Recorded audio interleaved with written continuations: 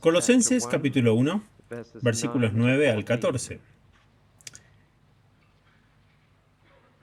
Por esta razón, siempre hemos orado por ustedes desde que supimos de ustedes. Pedimos a Dios que lo llene del conocimiento de su voluntad, con toda la sabiduría y el entendimiento que da su Espíritu. Entonces, serán capaces de vivir como el Señor quiere y siempre harán lo que le agrada. Sus vidas producirán toda clase de buenas obras y crecerán en su conocimiento de Dios. Que seamos fortalecidos con toda la fuerza que viene de su glorioso poder, para que puedan soportar todo con paciencia y con alegría.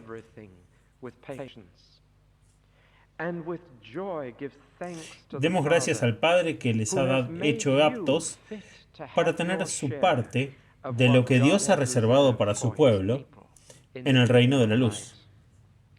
Él nos rescató del poder de las tinieblas y nos trajo a salvo al reino de su amado Hijo, por quien somos librados, es decir, nuestros pecados son perdonados. La semana pasada les recordé que la palabra de Dios nos llega de muchas formas: poesía, canciones de amor, diarios, registros históricos, biografías y en cartas. Y les conté algo del marco de una carta en aquellos días, el tipo de cosas que se esperaban en una carta, y les mostré que Pablo mismo usó ese marco, y sin embargo, como todo lo que un cristiano lleno de gracia toca se transforma con la gloria de Dios, el formato familiar de una carta cobra vida cuando la escribe un cristiano. Así, al principio de este largo rollo de pergamino, que era su forma de carta sin sobre, puso en el encabezado del rollo exactamente lo que debía: el nombre del remitente, la autoridad del remitente, el nombre del destinatario, el cargo y los títulos del destinatario, la dirección, un saludo, y luego les dijo que lo siguiente era generalmente poner un cumplido y decir algo agradable sobre la persona a la que se le escribía, especialmente si tenías que decir algo no tan agradable un poco más tarde. En el mejor de los casos, esto tomaba la forma de felicitaciones o cumplidos en las cartas antiguas. En el peor de los casos, tomaba la forma de adulación. Pero Pablo no usa ni cumplidos, ni felicitaciones, ni adulación. Convierte todo en oración y dice gracias a Dios por su fe, esperanza y amor sobresalientes, que son el fruto del Evangelio. Y alabo a Dios, en segundo lugar, por la propagación del Evangelio que se está extendiendo a través de ustedes y entre ustedes por el Espíritu Santo, que establece una red de amor entre yo mismo, el autor de la carta, y ustedes, a quienes nunca he visto. Mi corazón late con el de ustedes. Bueno, este es un pequeño resumen de la semana pasada, para aquellos que no pudieron estar. Esta mañana seguimos de la introducción de la carta, de un modo formal, que era lo normal. Hay una cosa más que una persona debe hacer en una carta antes de comenzar: escribir el nombre del remitente, el nombre del destinatario, la dirección, saludar y decir algunas cosas agradables, y hay una cosa más que una persona debe hacer después de esto: expresar buenos deseos. Decir, espero que tengas buena salud, o espero que la estés pasando bien, o algo que exprese la preocupación e interés del autor por el bienestar del lector.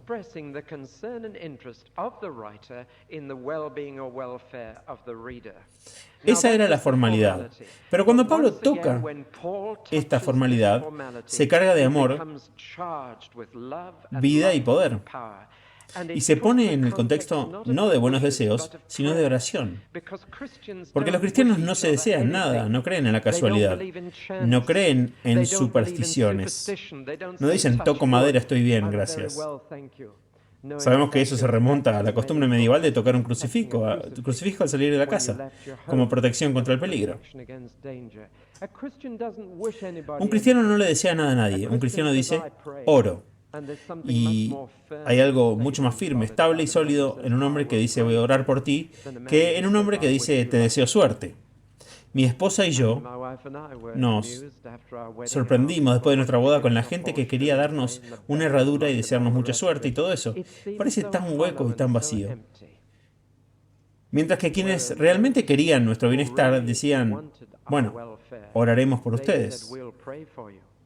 Y la semana pasada, en nuestro aniversario de bodas, que confieso que olvidé hasta bien entrada la tarde, fue recordado por el ministro que nos casó y que envió una tarjeta. Y sé que esa tarjeta no representa deseos, sino oración. Y entonces, en lugar de dar elogios, Pablo dice, doy gracias a Dios. Y en lugar de dar deseos a Dios, Pablo dice, le pido a Dios. Y entonces, en esa primera sección, desde el versículo 3 hasta el versículo 14, tienes el privilegio único de escuchar a un santo orar. Y algunas de las lecciones que quiero sacar de esto esta mañana para nosotros, en el ámbito de la oración. ¿Por qué orar? ¿En qué tipo de entorno orar? Aquí estábamos escuchando a Pablo de rodillas. ¿Y por qué tipo de cosas oró? Y recuerden que está orando por personas que nunca ha conocido, lo cual no es algo fácil de hacer. Es mucho más fácil orar por alguien que conoces y entiendes. Pero aquí hay alguien quien solo ha oído hablar, sin embargo dice, estoy constantemente orando por ustedes. Y entonces aprendemos las lecciones sobre la oración. Las dos grandes lecciones que debemos aprender de los versículos 9 al 14 son estas. Primero que todo, los versículos 9 al 11 te dicen que pidas con discernimiento. Que pidas con discernimiento. Y luego los versículos 12 al 14 dicen que reconozcas con deleite. Hay dos palabras sencillas cuando oramos. Una es por favor, la otra es gracias. Los primeros 3 versículos nos dicen cómo decir por favor. Los siguientes 3 versículos nos dicen cómo decir gracias. Y eso resume este pasaje. Pero estamos leyendo esta mañana, en términos muy simples. Pero quiero que se den cuenta de que para Pablo, gracias viene antes que por favor. Y esta es la primera lección profunda sobre la oración. Y sin embargo, muy simple. Sin embargo, si examinan sus propias oraciones, ¿con qué frecuencia han olvidado esta simple lección? Los versículos del 3 al 8 están llenos de gracias. Y es solo el versículo 9 que él finalmente habla de por favor. Y aquí hay un patrón para la oración.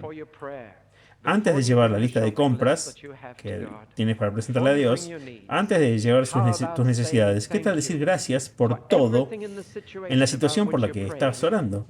Que sea motivo de gratitud. Comiencen por ahí. Ponen las cosas en perspectiva. Las personas que siempre están orando por favor, siempre orando por necesidades, casi pueden lavarse el cerebro y caer en depresión. Porque se concentran en las necesidades, en las cosas que están mal en la situación. Una reunión de oración que hace esto me parece deprimente. Una reunión de oración donde se comienza, se continúa y se termina pidiéndole a Dios que bendiga a fulano que está enfermo y a fulano que está deprimido, y esta iglesia que está pasando por malos momentos y este ministro que está en problemas. Después de toda una reunión de oración así, estás absolutamente agotado y pobre. Así que Pablo encierra sus súplicas con gracias. Tenemos que si lo encierras con gracias antes y gracias después, siempre tiene un sándwich en su oración. Gracias por favor y gracias. Empieza con gracias, termina con gracias y en el medio desliza su por favor. Y entonces miramos ahora las súplicas, pero solo les recuerdo que el domingo pasado por la mañana vimos las gracias. Y tenía tanto que decir gracias por esta iglesia, su fe, su esperanza, su amor. Solo digo gracias, gracias Dios. Y es la obra de la gracia de Dios, a través del Evangelio de Dios, como realmente es que tales cosas aparecen en la naturaleza humana. Ahora veamos sus súplicas. No es suficiente decirle a alguien, voy a orar por ti. ¿Por qué orarás? ¿Qué estará en tu lista mientras oras por ellos? ¿Cómo orarás? ¿Por qué orarás al Padre? Y aquí estamos. Vamos a aprender algunas lecciones más profundas. Y aquí está la primera. La primera pregunta, ¿por qué intercede por ellos? Francamente, esto suena como una iglesia que no necesita oración. Esa es la primera reacción. Una iglesia que está creciendo rápidamente, donde la fe, la esperanza y el amor abundan, donde el Evangelio se está extendiendo, dirías, bueno, voy a concentrar mi oración en esa iglesia donde hay poca fe y pobre, poca esperanza y poco amor, y donde el Evangelio no está extendiéndose. Pero aquí está la segunda lección profunda sobre la oración, y quiero que piensen en estas cosas. Van más allá del sentido común. Algunas parecen ir más allá de la oración natural, porque aquí tenemos la oración sobrenatural. Aquí tenemos pedir con discernimiento, aquí tenemos perspicacia. Y Pablo dice, es particularmente por esta razón que pido por ustedes. ¿Por qué? Porque tienen éxito.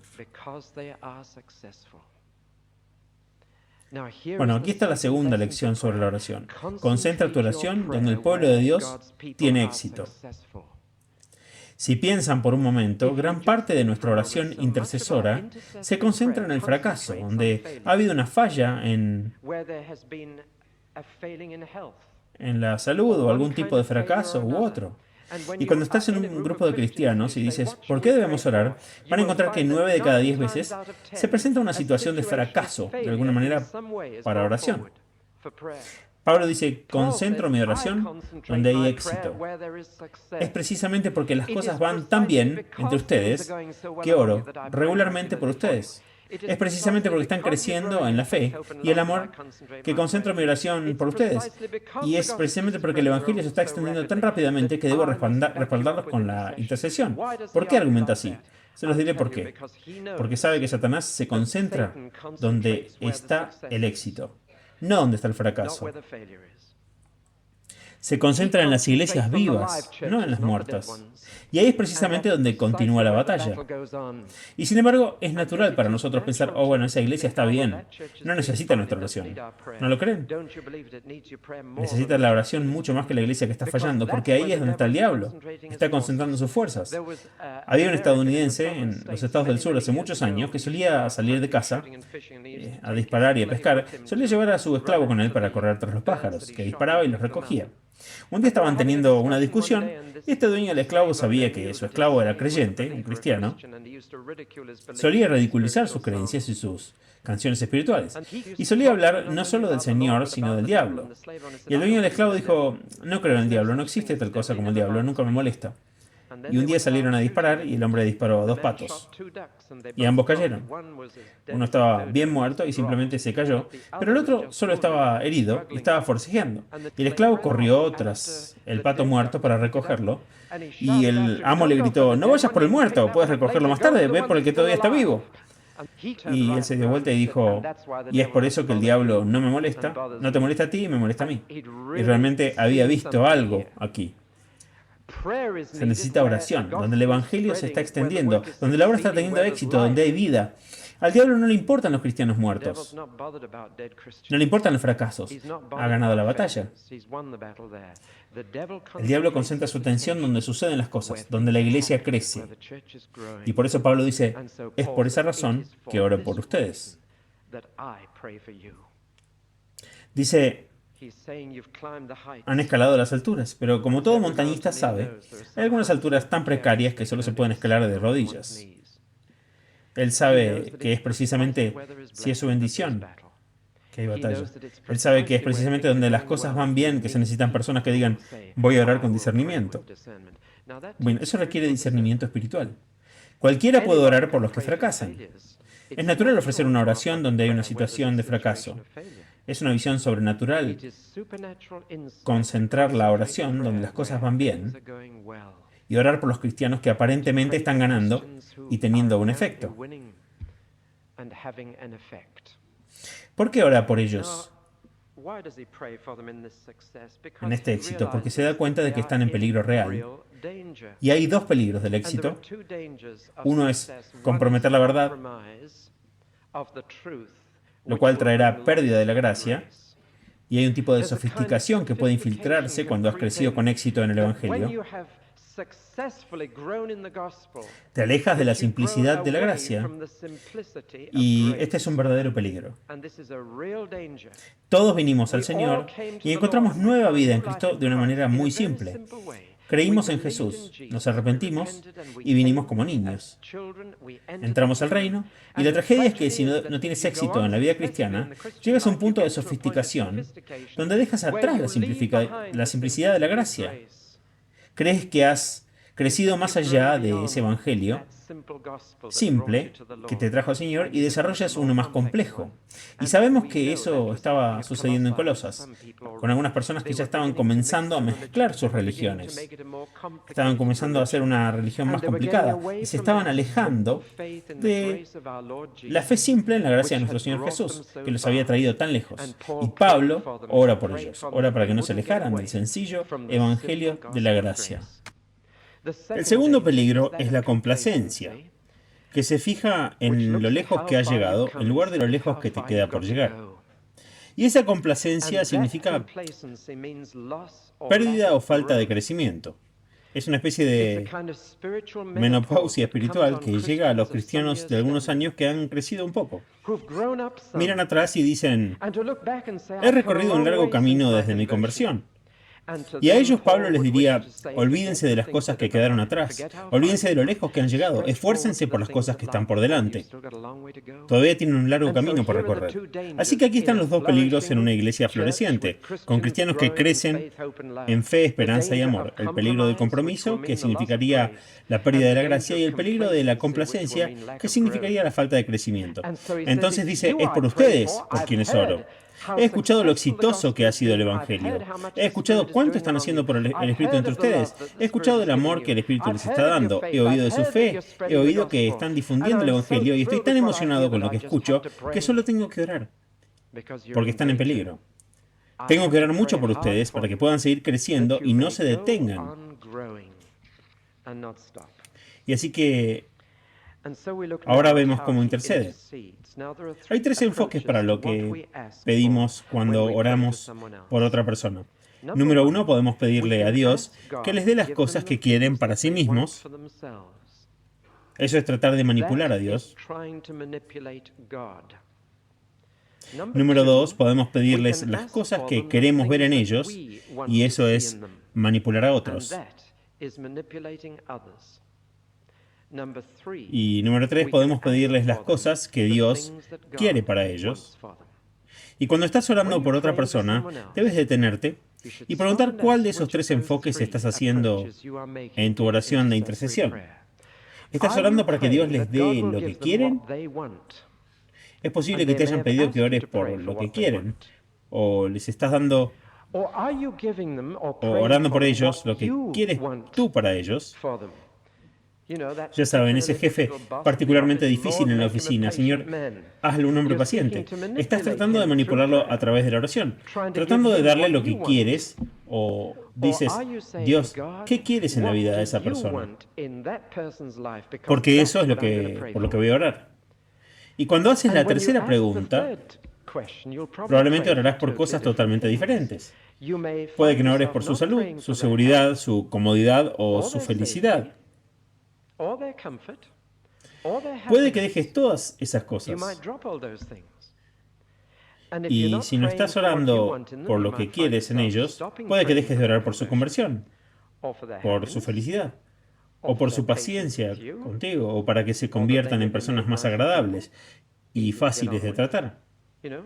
El Señor, convierte a mi esposo, o Señor, convierte a mi esposa, y entonces la vida será mucho más fácil en nuestro hogar. Podemos ir juntos a la iglesia. ¿Por qué estás orando realmente? ¿Qué quieres para ellos? ¿Lo que tú quieres o lo que quiere Dios? Pero cuando preguntas qué quiere Dios para esa persona, hay dos cosas por las que orarás. Y todas tus oraciones se centrarán en estas dos preguntas. Primero, orarás por conocimiento para ellos. Y segundo, orarás por poder para ellos. Orarás para que entiendan cuál es la voluntad de Dios para ellos. Y orarás para que tengan la fuerza para hacerlo. Ahora bien, esas son las dos cosas por las que orarás. Para una persona, cuando oras por ella, lo que Dios quiere en su vida, y por eso Pablo dice, oro por ustedes. Uno, para que sean llenos de conocimiento de la voluntad de Dios. Y dos, para que sean fortalecidos con su glorioso poder para hacerla. Y estas son las dos grandes cosas por las que Dios quiere ver en cada vida. Y por lo tanto puedes estar seguro de que si oras por estas dos cosas, estás orando por las cosas correctas y lo que Dios quiere. Así que la próxima vez que ores por un individuo, una iglesia o un grupo, entonces di, Dios, oro para que sepan lo que quieres en su situación. Y luego oro para que les des la fuerza y el poder para hacerlo. Para hacer lo que sea tu voluntad. Y entonces Pablo ora por su percepción y su poder, el conocimiento de la voluntad de Dios y la fuerza de la gloria de Dios. Las dos grandes cosas por las que puedes orar por alguien más. Donde quiera que estén, cualesquiera que sean sus circunstancias. Ahora usa palabras aquí y uno de los problemas de traducir la Biblia es precisamente que Dios no es inglés.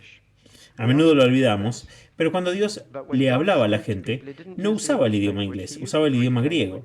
Y no usaba el griego de la escuela primaria, el griego clásico que se podía escuchar en el Areópago. Usaba el griego koine de los barrios bajos, que se podía escuchar en los muelles de Corinto. Y es muy difícil traducir algunas de las palabras que Dios usó en el Nuevo Testamento al inglés. No tenemos las palabras exactas que correspondan, y por eso constantemente tenemos que retraducir la Biblia. Y aquí tenemos la Biblia de las Buenas Nuevas, que está en inglés común. Es la primera vez que tenemos una Biblia en inglés de barrio. Eso es emocionante. Ni siquiera la Biblia viviente está en inglés común. Y ciertamente las otras Biblias que hemos tenido, la nueva Biblia en inglés, esas no son en inglés común, son de inglés culto. Pero Dios usó griego común. Sin embargo, las palabras que usó son llenas de significado. Así que lo que puedo hacer es tomar cada palabra y llenarla con el significado que originalmente tenía. Por ejemplo, dice, oro para que sean llenos de todo conocimiento, en sabiduría y entendimiento. Me pregunto si esas dos palabras les transmiten algo real. Déjenme decirles lo que significan. Sabiduría significa tener una comprensión de la teoría. Y entendimiento significa tener una comprensión de la práctica en cualquier tema. Y muy a menudo encontramos que las personas se dividen entre dos tipos de conocimiento. Tienen a los científicos, que son todo teoría, y tienes el taller, donde todos son práctica. Un hombre que tiene sabiduría y entendimiento es un hombre que ha comprendido la teoría y un hombre que puede ponerla en práctica. Y es una combinación rara. Y la mayoría de las personas se dividen en los inteligentes que tienen la teoría o los hábiles que tienen la práctica. Pero orar para que alguien pueda tener el conocimiento de la voluntad de Dios en sabiduría y entendimiento significa que tienen una comprensión de la doctrina y el deber, que tienen una comprensión de las verdades fundamentales de la fe cristianas y también la comprensión práctica de cómo aplicarla en cualquier situación dada. Nos enfrentamos al problema básico de la oración de la guía. Verán, lo último que Dios quería era darnos un libro con una respuesta a cada problema en la vida. Y esta Biblia no nos da la guía adecuada para la vida. Ahora puede tomar alguien esta declaración y me cita mal y me saca de contexto, pero hay muchas situaciones que se nos presentan en un entorno pastoral para las cuales buscamos dar consejos que no tienen pasaje en la Biblia, que nos guíen en muchas de las preguntas que enfrentamos hoy en día. Son preguntas como el aborto y la eutanasia. Hay muchas situaciones en las que las personas se encuentran en las que no puedes pasar la página correcta y leerles el versículo que resuelve el problema. Lo que se necesita en esa situación es una comprensión firme de los principios de nuestro cristianismo y una capacidad de analizar esa situación y ver cómo se aplican los principios a esa pregunta en particular. ¿Están conmigo? Y a menudo eso implica pensar en torno a la situación, hablarla, tratar de ver dónde encaja el cristianismo en ese problema. Tomemos otro problema. Aquí hay un cristiano que viene a mí en las últimas 3 semanas y me dice, ¿debería afiliarme al sindicato o no en el trabajo? Porque el sindicato se está convirtiendo en un poder totalitario que simplemente está obligando a la gente en el trabajo a hacer cosas. No hay una sola palabra en este libro sobre sindicalismo, no hay una palabra sobre huelgas. ¿Cómo guío a esa persona de alguna manera? Tiene que haber sabiduría y comprensión, tiene que haber una comprensión de los principios cristianos relevantes y luego una capacidad de tratar de analizar esta situación y ver cómo se aplica el principio cristiano en esa situación. ¿Estoy siendo claro en el punto que tengo? Y Pablo dice, oro para que puedan ser llenos del conocimiento de la voluntad de Dios en sabiduría y entendimiento. Y entonces no necesitarás estar persiguiendo a otras personas en busca de orientación. Sabrás cómo aplicar tus principios en esa situación práctica y sabes que es una señal de crecimiento. Es una señal de madurez, que eres el tipo de cristiano que no necesita seguir buscando consejería, seguir buscando guía, pero que es capaz de, en tu situación, de llenarse del conocimiento de Dios y decir, Dios, puedo ver que ese principio se puede aplicar de esta manera, en esta situación, y entiendo lo que quieres que haga. Y la mayoría de las decisiones que tenemos que tomar en la vida no son principios claros en blanco y negro, ¿no? No son el tipo de situaciones en las que hay una respuesta bíblica directa para lo que hacemos al respecto. Muchas de las áreas de la vida no están cubiertas por este libro, pero este libro nos da los principios y si los aprendemos, vamos a obtener la sabiduría. Es capaz de hacernos sabios, este libro. Y luego el Espíritu puede darnos el entendimiento, que es la capacidad de aplicar la sabiduría de las Escrituras para comprender la situación. Y esa es una señal de madurez. Cuando estás en posición de ayudar a otros a hacer eso, en lugar de tener que pedirles que te ayuden a hacerlo. Por eso necesitamos una combinación de las Escrituras y el Espíritu. Las Escrituras para hacernos sabios, el Espíritu para darnos entendimiento.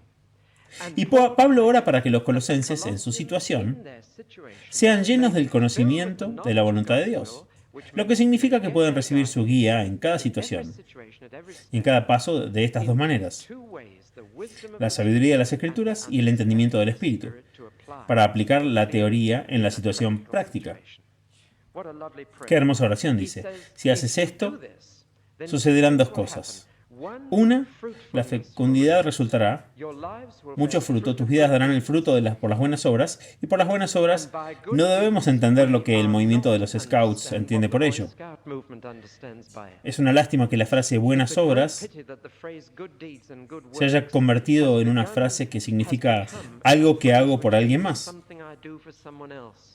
Por buenas obras, la Biblia se refiere a algo que hago que es bueno en sí mismo. En otras palabras, mis estándares. En otras palabras, la forma en que lo hago es buena. Puede que no sea algo que estés haciendo por otra persona, puede que sea algo que estés haciendo en ti mismo, pero lo estás haciendo como una buena obra. Si pudiera decirlo de esta manera, cuando Jesús hizo una puerta o una mesa como carpintero en Nazaret, estoy bastante seguro de que los encastres iban perfectos y era un buen trabajo. Era un buen trabajo en sí mismo. ¿Entienden lo que digo ahora? Cuando Jesús dijo, dejen que su luz brille delante de los hombres para que vean vuestras buenas obras, no se refería a buenas obras en el sentido de los Boy Scouts.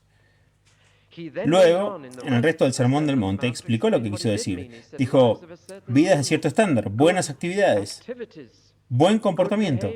Y entonces, primero, las vidas nuestras abundarán en fruto, y segundo, la comunión será el otro resultado. Y se refiere a su comunión con Dios. Su conocimiento de Dios se profundizará. Y por conocimiento de Dios no se refiere a conocimiento intelectual, no se refiere a la capacidad de presentarse a un examen de teología, se refiere a conocer la mente de Dios. Cuanto más sabiduría y comprensión tengas, más podrás anticipar la voluntad de Dios.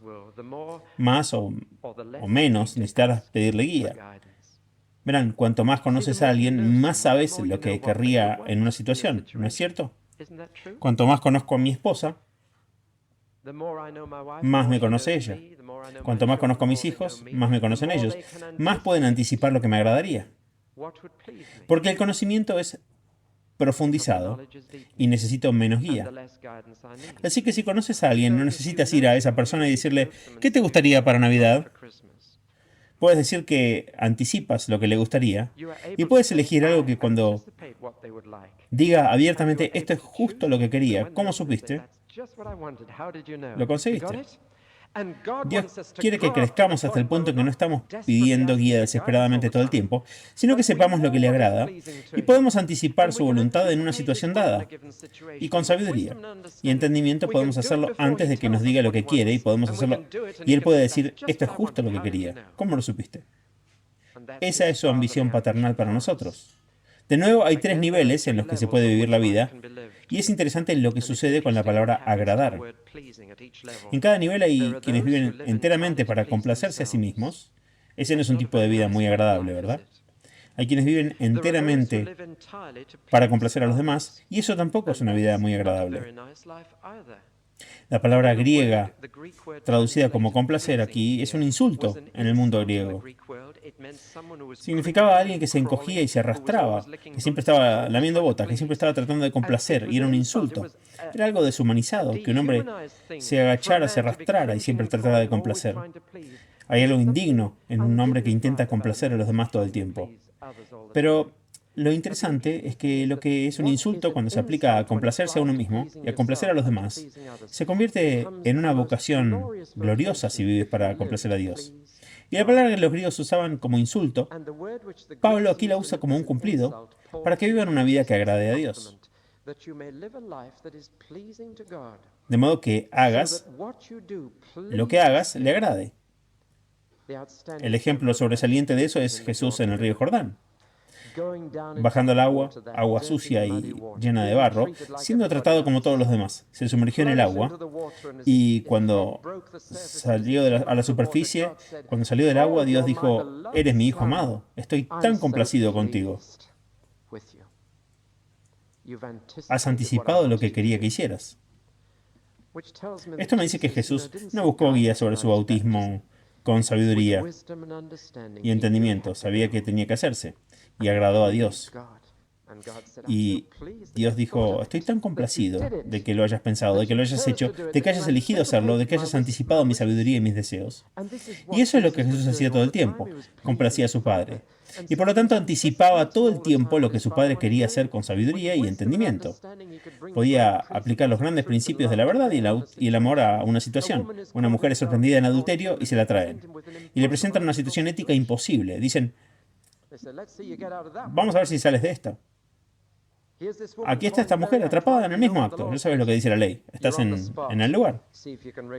Vemos si puedes salirte de esto. Y Jesús no solo se salió de eso, sino que lo hizo con sabiduría y entendimiento.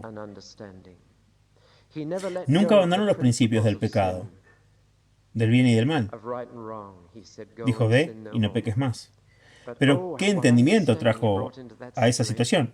Y aplicó lo correcto y lo incorrecto de tal manera que los hombres que lo trajeron se dieron cuenta de que también estaban equivocados. Y entonces, con sabiduría y entendimiento, lidió con una situación muy difícil.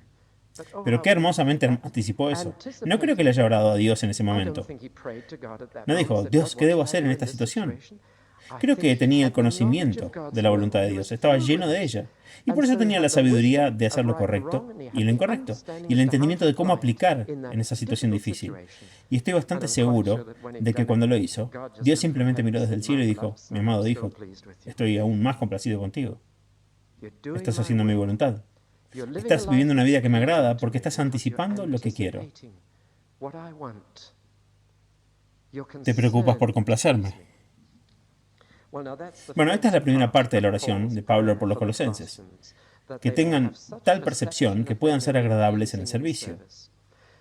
El otro lado de la oración es por poder, para que tengan tal poder que puedan ser pacientes en el sufrimiento.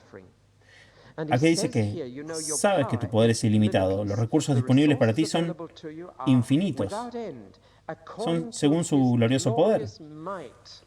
Cuando piensas que el poder que puso las estrellas en el espacio está disponible para ti en cada situación, es increíble. Ahora ven que una cosa es saber lo que Dios quiere, una cosa es saber lo que le agradará, otra cosa es hacerlo. Y para eso necesitas una fuerza que sea mayor que la tuya. Por eso ora por la percepción y el poder. Y ahora usa dos palabras griegas más que no se encontraron en inglés. Paciencia y resistencia. Y quiero decirles el significado de esas dos palabras en el griego. Resistencia significa la capacidad de lidiar con las circunstancias. Y paciencia significa la capacidad de lidiar con las personas. Es un poder muy práctico del que está hablando. Ahora bien, no está hablando del poder de mover montañas, está hablando del poder de superar las discapacidades, está hablando del poder de ser paciente con las personas irritantes. Si vas a complacer a Dios, necesitarás ambos poderes.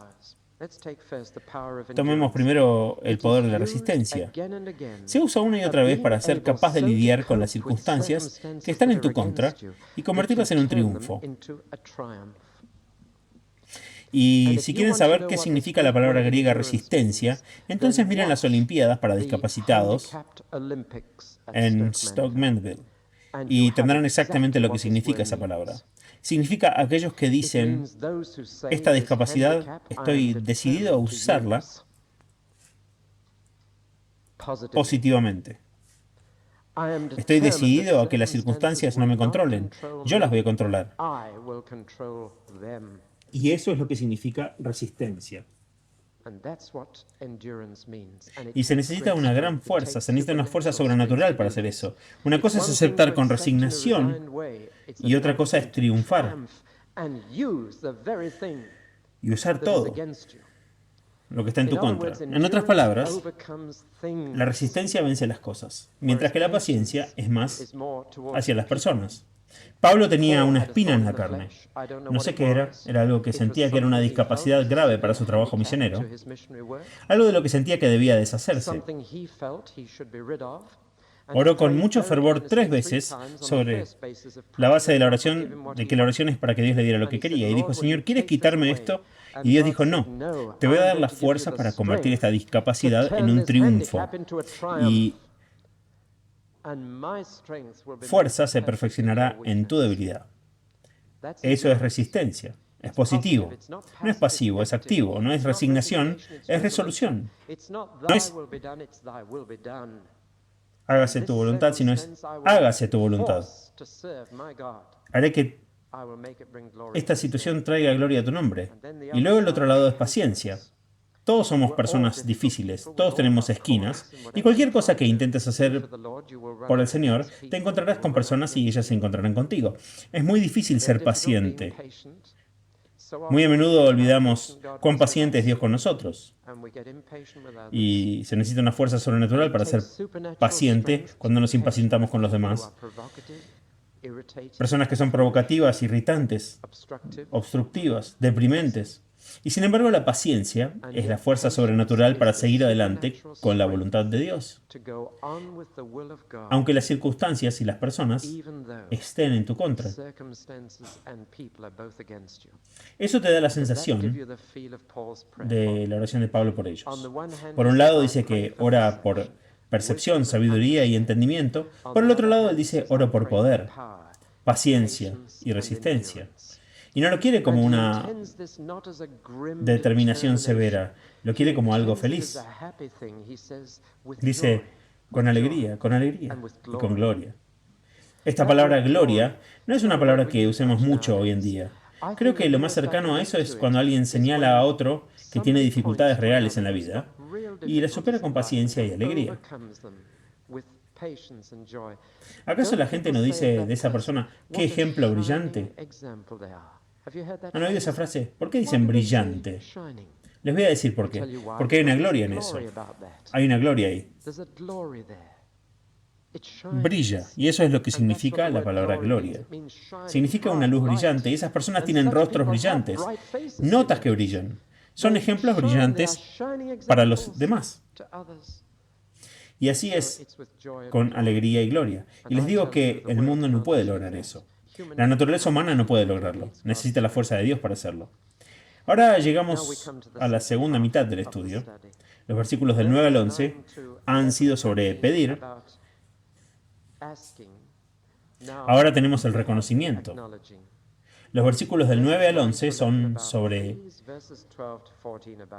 por favor, y los versículos del 12 al 14 sobre gracias. Ahora aquí hay otra lección profunda sobre la oración. Cuando oras por alguien, no solo debes orar con agradecimiento, sino que también debes pedirle a quien recibe que agradezca a Dios. En otras palabras, debe haber agradecimiento en ambos extremos de la intercesión, para una mayor efectividad.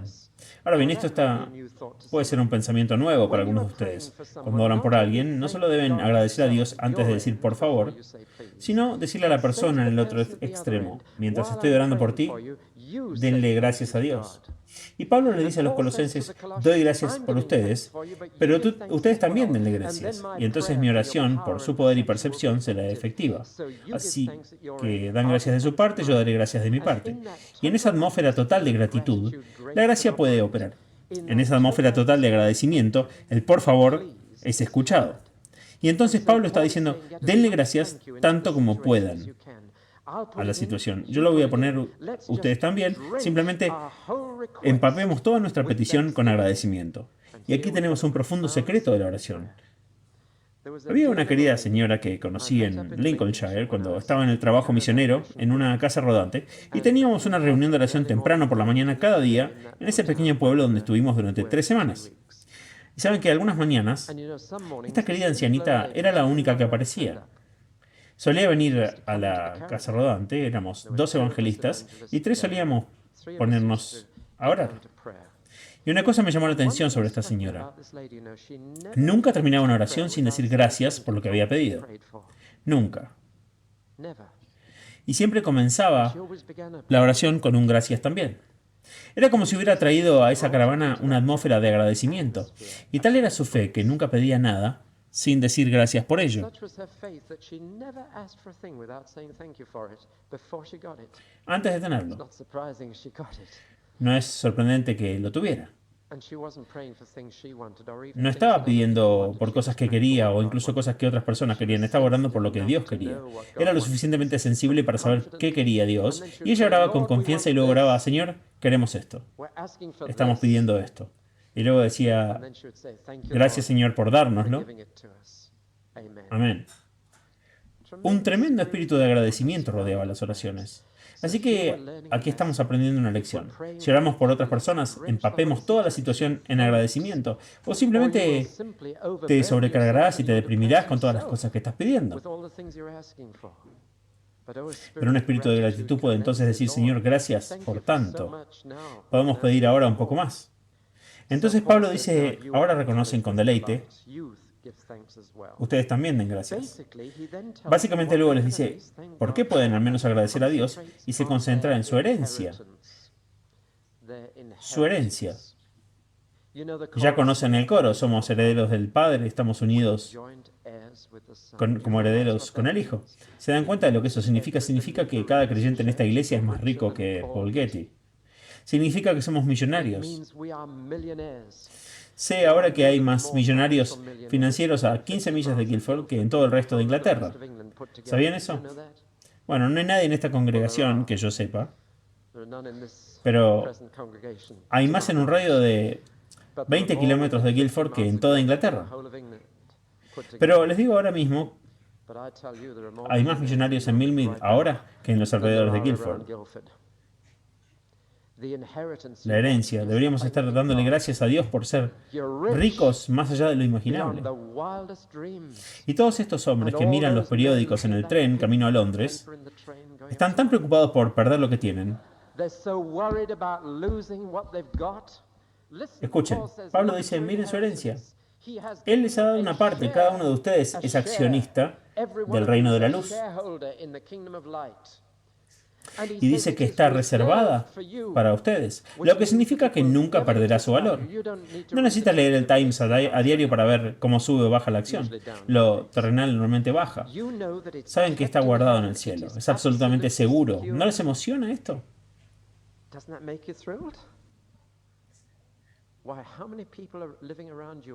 ¿Por cuánta gente que vive alrededor nuestro está preocupada por su futuro? ¿Cómo van a superar su jubilación? ¿Cómo van a conservar sus ahorros? Y esta mañana puedes sentarte aquí y decir que eres accionista del reino de la luz y mis acciones suben, no bajan. Y están reservadas, están seguras para mí en la gloria. Empieza a orar por otras personas. Empapa tu oración con gratitud. Hay una imagen del Antiguo Testamento detrás de esto. Dios puso la tierra prometida e incluso la repartió entre las tribus y las familias, y decía qué partes se reservaban para la tribu de Dan y qué partes se reservaban para la tribu de Judá, y un día llegaron a esa tierra prometida y se repartió. Y toda esta parte aburrida de la Biblia que leímos la semana pasada sobre la tribu de Aser, llevando esta parte de ese río, esa montaña, y toda esa parte que dice que Dios planea las partes que da y las guarda y se las da luego a la gente.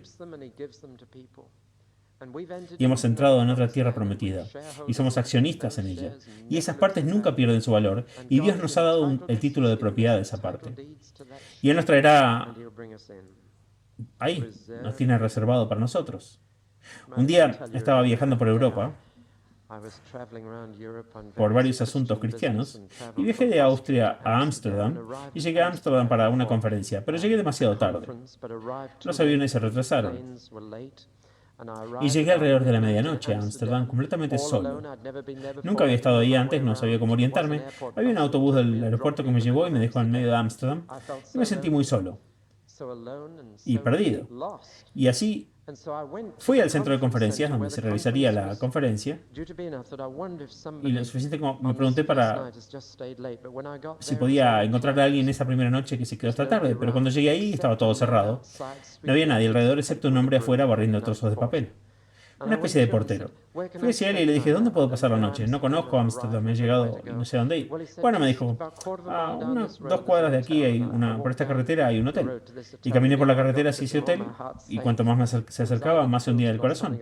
Era el Hilton o algo de ese nivel, que se elevaba hasta el cielo y pensé, bueno, probablemente voy a lograr pagarlo por una noche y después encontrar un lugar más barato por mañana. Estaba desesperado, así que entré y me puse en la alfombra, en el mostrador de recepción y la chica allí me dijo, sí, podemos prepararte una habitación. ¿Cómo es tu nombre? Yo dije Paulson y ella dijo, tenemos una habitación reservada para usted. Y me mostraron una hermosa habitación arriba, pagada, reservada, todo. Entré y me hundí en esa cama. Fue uno de los momentos más lujosos de mi vida. No pude resistirme a probar primero el baño, porque era la última palabra en baños. Pero de la oscuridad y la soledad vendían estas palabras. Tenemos una habitación reservada para ti y pagada. Ahí. Y así supe cómo sería cuando llegara a las puertas del cielo. ¿Cómo se llama? Sí, tenemos una reserva. Tenemos una reserva y está pagada. Eso es lo que Pablo está diciendo. Piensen en su herencia del Padre, en el reino de la luz.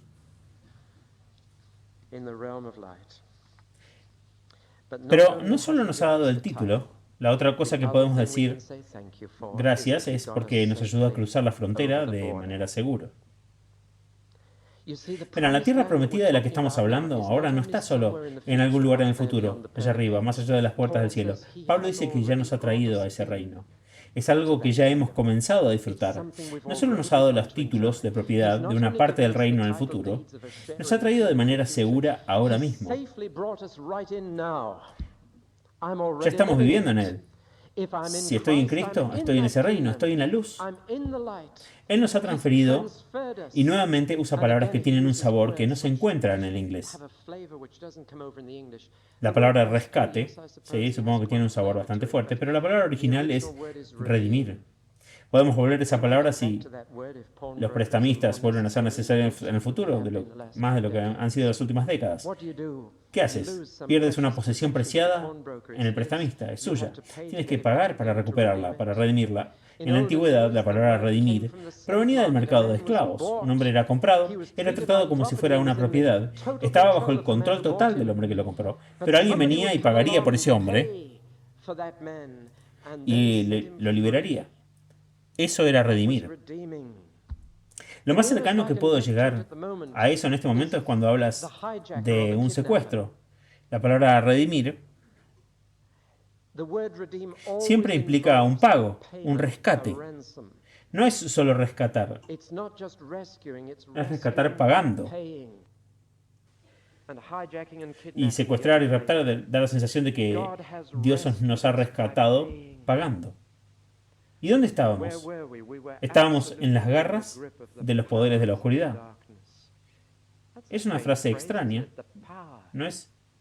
¿No lo es? El poder de la oscuridad. Sabemos sobre el poder de la luz, pero el poder de la oscuridad tiene poder. La oscuridad ciertamente lo tiene. El poder de la oscuridad es Satanás mismo. Él ama la oscuridad. El infierno es un lugar muy oscuro. No habrá sol ni luna, ahí tampoco, pero habrá oscuridad total. El poder de la oscuridad. ¿Se dan cuenta de que así es como vivíamos sin darnos cuenta? Tanteamos y buscamos a tientas en la oscuridad. Estábamos en la oscuridad mental, estábamos en la oscuridad moral, y eso nos había llevado inevitablemente a una oscuridad física. Y Dios nos rescató y nos transfirió al reino de su amado Hijo.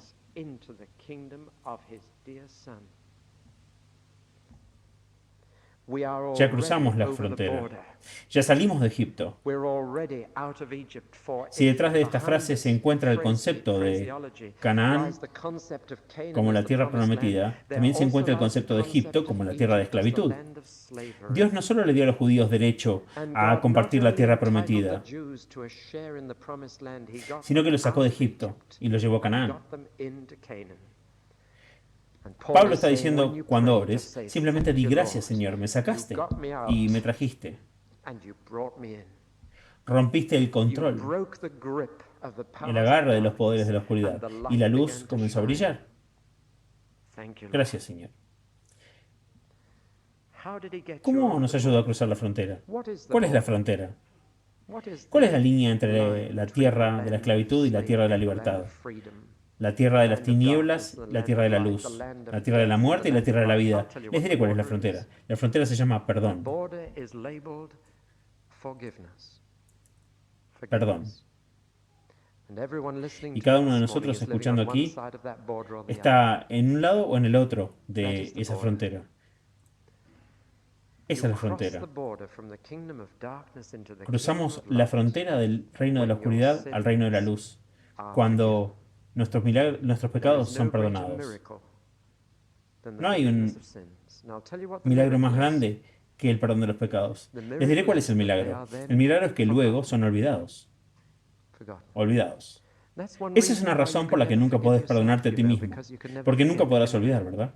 Y esa es una razón por la que es terriblemente difícil para los seres humanos perdonarse unos a otros, porque es difícil de olvidar. Solo el poder todopoderoso de Dios puede olvidar. Y por lo tanto, Dios dice, tus pecados no los voy a recordar más. Nunca. Nunca. Nunca más Él va a sacar a relucir esas cosas. Nunca más me las va a recordar. Nunca más será una barrera entre Él y yo. Nunca más. Son perdonados. No hay alivio como el alivio de ser perdonado.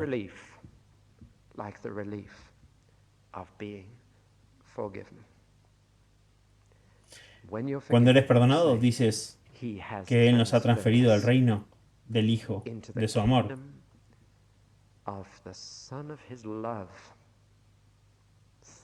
Gracias. Gracias. Entonces estás en posición de orar por alguien más. Y sobre esa base, parado dentro de la tierra prometida, viviendo en la luz, entonces podemos orar por otros. Y tu intercesión estará llena de alabanza. Y tu pedir con discernimiento será correspondido por tu reconocer con deleite que Dios está escuchando y respondiendo. ¡Cuán grande eres! Oremos. Padre, te ofrecemos un enorme agradecimiento por toda tu bondad hacia nosotros. Señor, gracias por todo lo que está representado ante la mesa, ante nosotros. Pan y vino, un cuerpo quebrantado y sangre derramada. ¡Qué rescate! Liberándonos, obteniendo nuestro perdón, llevándonos al otro lado de la frontera. Ya no rehenes, de Satanás, de mí mismo y del pecado, sino libres para vivir una vida que te agrade. Señor, gracias por todo eso. Y por eso oro, Señor, por esta iglesia y esta hermandad, que los hombres piensan que es exitosa. Pero, Señor, necesitamos tu percepción y necesitamos tu poder para que podamos anticipar tu placer y hacerlo. Señor, oramos esto en el nombre de Jesucristo nuestro Señor. Amén.